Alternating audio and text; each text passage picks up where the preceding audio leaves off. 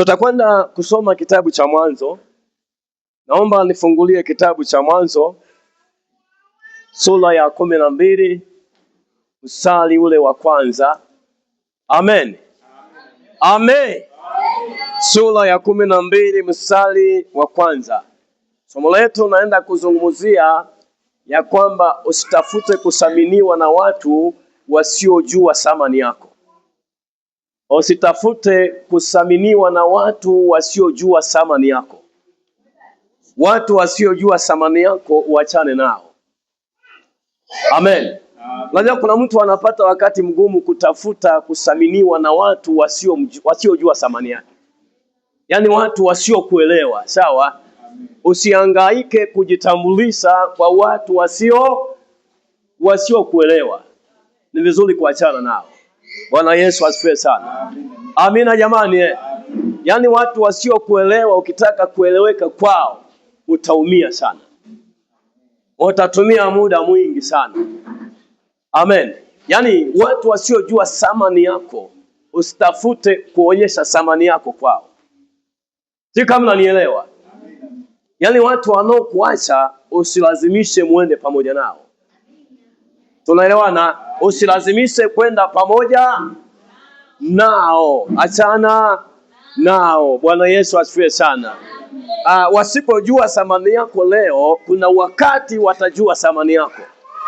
Kuna wakati ukifika wataelewa thamani. Leo hawezi kujua thamani yako na wewe achana nao. Lakini kuna wakati watajua thamani yako. Hata tunasema hata takataka ya leo kesho inaweza ikawa mbolea. Leo takataka wanatupa kwenye jalala, sawa? Lakini baada ya muda wanaenda kuifuata tena. Kwa nini? Kwa sababu imefanyika kuwa mbolea. Ilionekana haifai, kuna wakati inaonekana inafaa. Si kama unanielewa Hebu niombe nisome hiyo Mwanzo. Amina. Bwana akamwambia Abrahamu. Bwana akamwambia Abrahamu. Bwana akamwambia Abrahamu, toka wewe katika nchi yako. Ondoka wewe Abrahamu katika nchi. Mungu anamwambia Abrahamu, toka katika nchi yako. Yaani Abrahamu aondoke katika nchi yake. Nchi ambayo alikuwa ameizoea, sawa? Nchi ambayo alikuwa na ndugu katika nchi ile. Nchi ambayo alikuwa na wazazi wake. Nchi ambayo alikuwa na jomba zake pale. Nchi ambayo watu wanamuelewa. Ameni. Nchi ambayo ameizoea, amekulia pale. Lakini Mungu anamwambia Abrahamu, ondoka wewe katika nchi ya jamaa zako. Yaani ondoka katika hiyo nchi, upasi kuishi hapo. Unapaswa kuondoka hapo. Na Mungu akisema ondoka, ondoka. Na Mungu akisema ondoka, ondoka. Mungu anasema ondoka katika hiyo nchi. Soma. Na jamaa zako. Nchi ya jamaa zako. Na nyumba ya baba yako. Na nyumba ya baba yako uachane nayo. Uende mpaka nchi itakayokuonyesha. Anasema uende mpaka nchi nitakayokuonyesha. Nami nitakufanya wewe kuwa taifa kubwa. Anasema hivi, baada ya kuondoka, na nitakufanya wewe kuwa taifa kubwa.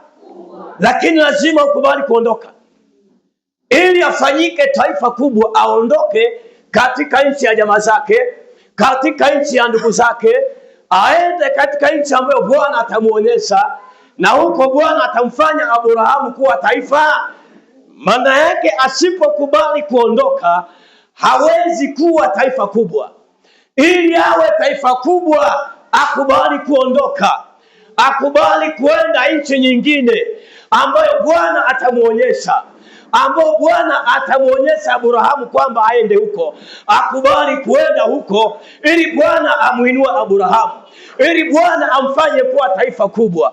Ili Bwana atimize agano alilofanya na Abrahamu kwamba akiondoka atamfanya kuwa taifa kubwa. Bwana Yesu asifiwe sana. Amen. Jamani, Yesu asifiwe. Amen. Endelea. na kukubariki. Na nitakubariki huko, lakini lazima uondoke.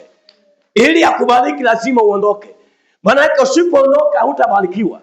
Ili ubarikiwe lazima ukubali kuondoka.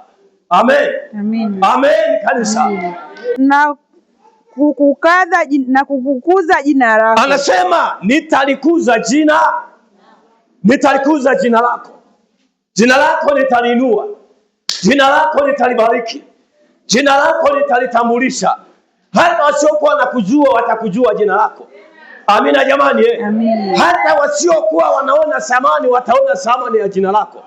Maana nitaenda kulikuza jina lako. Nitaenda kulibariki jina lako. Nitaenda kulitangaza jina lako. Watu watalijua jina lako. Bwana Yesu asifiwe sana. Lakini lazima uondoke katika nchi ya ndugu zako. Lazima uondoke katika nchi uliozaliwa. Lazima ukubali kuachana na baba zako. Lazima ukubali kuachana na ndugu zako wa karibu. Uende katika nchi nitakayokuonyesha. Huko nitakubariki na huko nitalikuza jina lako nitalikuza. Ndio maana Mungu anapotaka kumtambulisha mtu, anaanza kwanza kufanya mchakato wa kulitengeneza jina lake, kulibariki jina lake, kulibadilisha jina. Ndio maana Abrahamu alibadilishwa nini? Alibadilishwa jina. Mungu anasema utaitwa Abrahamu, utaitwa Ibrahimu, kwa sababu utakuwa baba wa watu wengi. Bwana Yesu asifiwe sana. Jamani, Yesu asifiwe. Amen. Anasema uachane na jamaa zako. Uachane na ndugu uliowazoea. Uachane na wale watu uliokuwa unawategemea kwenye akili zako.